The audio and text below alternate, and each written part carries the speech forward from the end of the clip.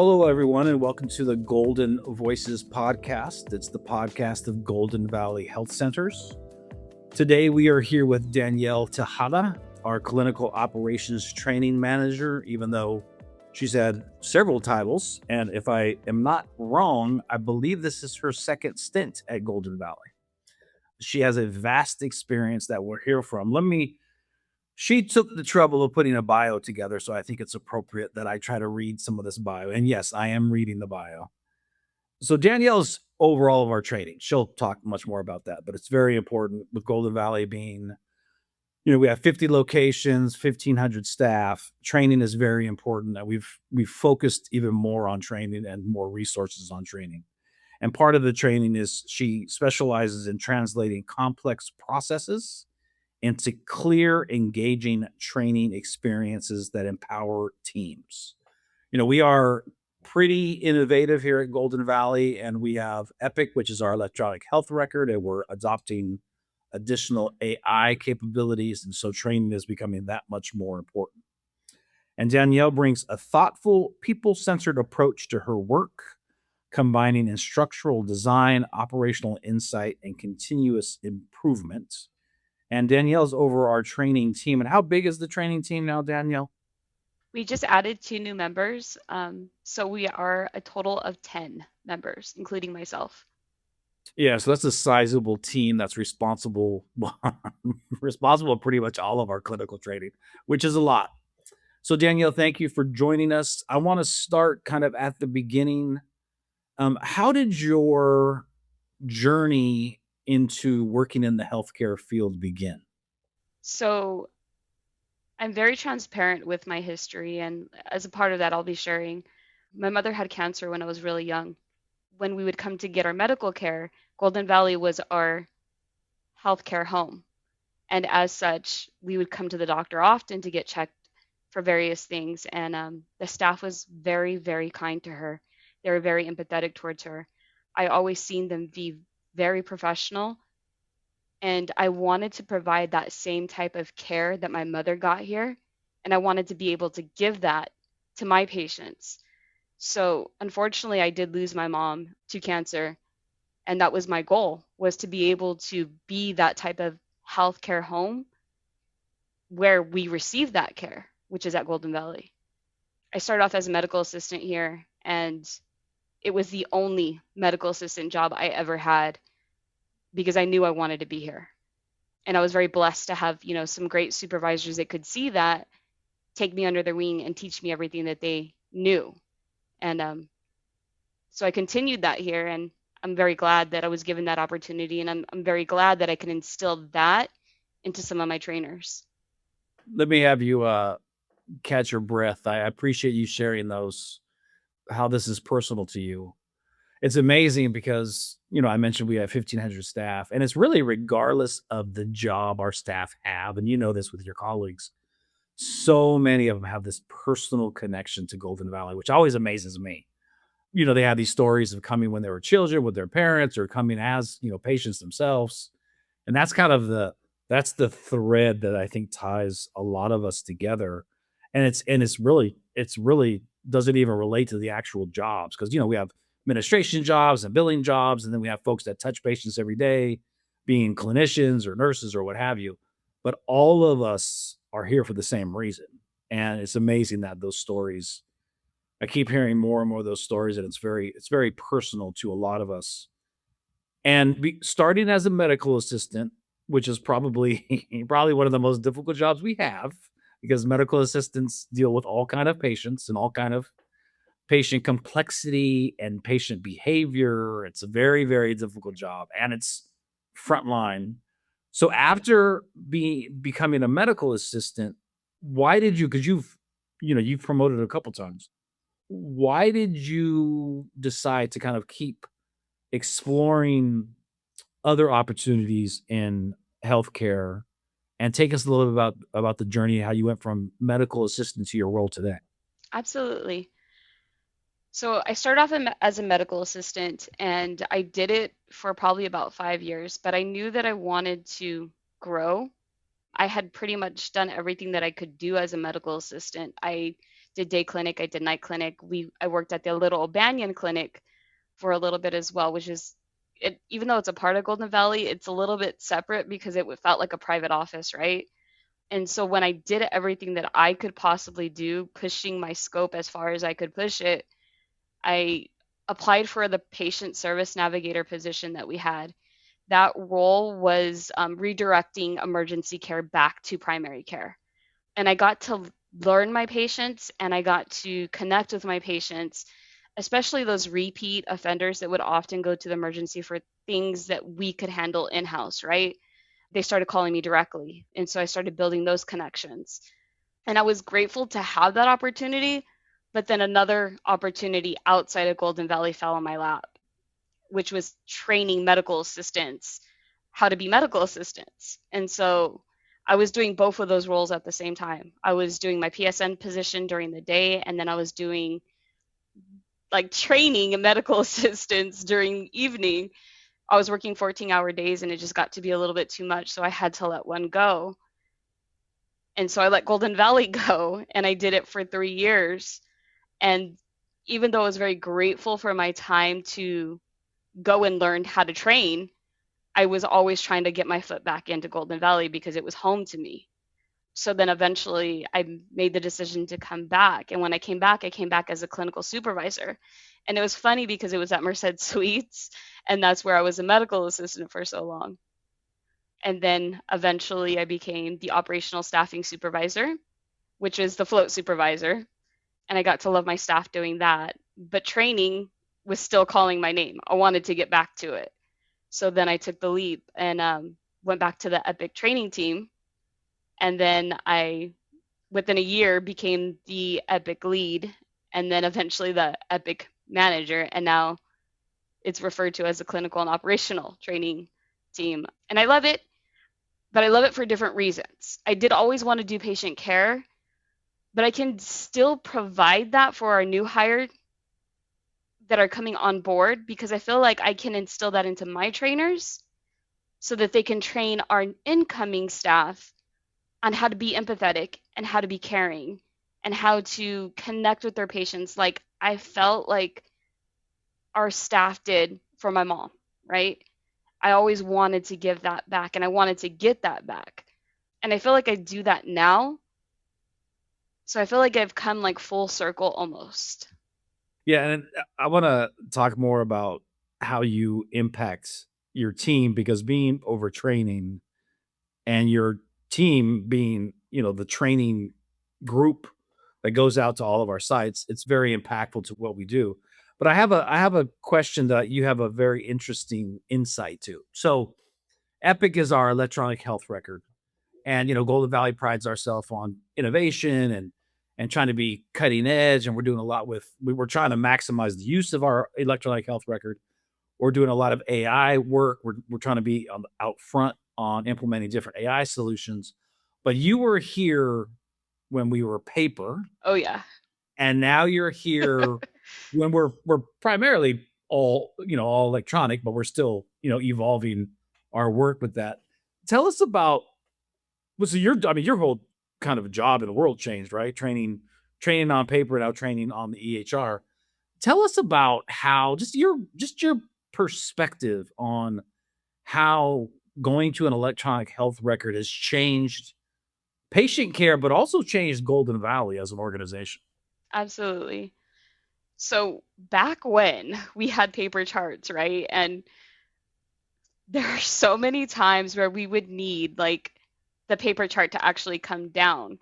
And unfortunately, with paper charts, they can get lost, unfortunately.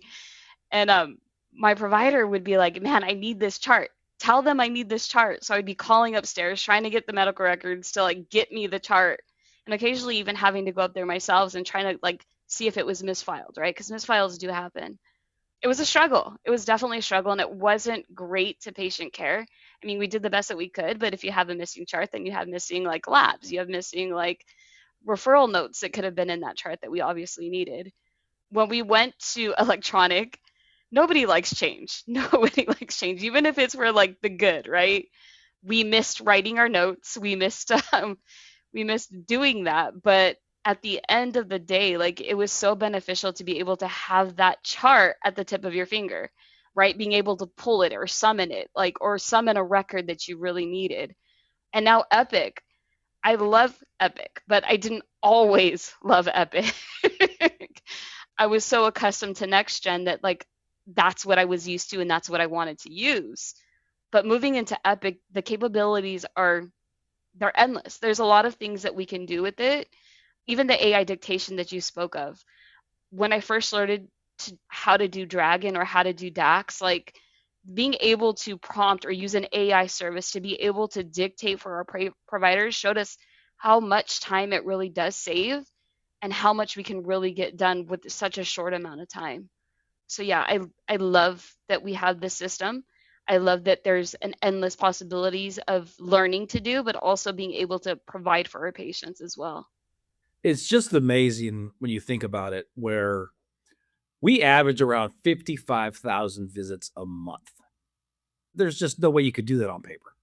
Even though we were doing probably 30 to 40,000 patient visits a month on paper. And so just thinking about, and really it's been 6 years since we first implemented Epic, but it's taken, 4, 5, 6 years to really maximize it. And we still learn. And Epic, like any good technology company, is always improving and adding. And so it's always, it's an ongoing process. But just the thought of not having the paper, it's just there's just no way we could do it. And literally, being on paper prevented us from increasing the access that we're able to increase today. We would just not be able to with the manpower and just the and even something as simple as space for medical records. It was we've come such a far way, and I think it's really important for us to remind ourselves that we have really come that far. And then with you having this influence over your trainers, and the training department has this reputation about I don't know if I should call it reputation or not. But I mean, correct me if I'm wrong, but every one of our trainers worked at a different job within Golden Valley at some point. That's So all of correct. our trainers have firsthand experience, typically at clinical sites, helping to provide care to our patients. So, I mean, our training team is kind of this receptacle of all of this information and experience, which really benefits us. So, talk a little bit about what does training look like at Golden Valley, and tell us about what your team does.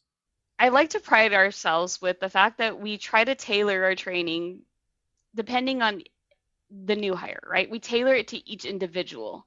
Now, we have several different trainings. For new hire, I'll kind of speak on that, but for provider, it's a 3-day training. And what we do is we go over different scenarios that that particular provider may face on their day to day, right? We go through different scenarios that they may encounter. And then beyond training, we also go out to the sites and we provide at the elbow support. So at that elbow support, we're showing them how to go through their workflows, showing them like how to address their in-basket questions. And then at the very end of our training, we always survey. And needless to say, like even myself as a trainer, the feedback that I always got was like, nobody does training like Golden Valley. Like, I feel like I've been set up for success. I feel like, the training that I got before was just here's the laptop, you figure it out. Whereas here, we go through, we take the time to answer their questions, we take the time to address any concerns that they have. And then we also connect them with resources beyond us, right? So I would love to say we have all the answers, but we don't. So I do connect them with the individuals that can help them. Now for MA, we previously had just 3 days with these MAs. We're proud to announce that we now do a 2-week process.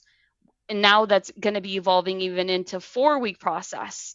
And we're really setting them up for success as well. We're showing them real life scenarios on what they would expect, like when they are working on individual scenarios, but then we show them from the very, very top to the very, very bottom of when they're discharging a patient. We role play with them. We give them the different examples that they may face in a real life situation.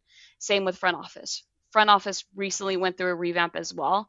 We only had 3 days with them. Now we are working with billing to do 2 weeks of training for them and really giving them the insurance portals while we have them. doing role play, giving them the tools to be successful. And I feel like the feedback has been really great. Our new hires are saying that they're doing a lot better. And when I say new hires, I should say that we did extend training to our supervisors as well. And those supervisors have mentioned that they feel now that they have the tools to be successful. And even though they're not in the front office every day, I feel their feedback is invaluable, and we are eager to hear more, like how we can support other teams as well. Who are you training? We train everybody. Like, tell the audience when we say everybody, what does Mhm. that mean? We train providers, we train medical assistants, we train dental assistants, we train dentists, we train CHWs, we train call center, we train registrars, we train everybody, nurses. At least one point or another, you will have come into contact with either myself or one of my trainers. And it's such a big job. And I like to remind folks how complex our system is, what we do. So we, at Golden Valley, we obviously do primary care, but we also do specialty care. Yep, We do dental, we have urgent care, we have 26 specialties in-house. It's what we do is very complex. And definitely. so, bringing on a new hire and throwing them in that environment, it's very, very complex. And you do the new hire training, but you also do ongoing regular training. How has the training changed? So you've been in this industry for a while. You were an MA. MAs nowadays have, they're different and they have different expectations. How has training changed over the years? I can share with you that when I onboarded David, like we literally went through new hire. We had maybe like 1 to 2 sessions with the nurse on how to do certain skills, and everything else we learned in clinic. So we went from that to doing Epic with full 2 weeks of training, and we're partnering, we're collaborating with other departments to try to give them like more. More, how else can we help you? Like, how else can we give you the tools to like do your day to day? And it's evolved so much because going from 2 sessions of clinical training to now 2 weeks out and ongoing. So we speak at the triad meetings, we speak at the center manager meetings, we speak at every opportunity given.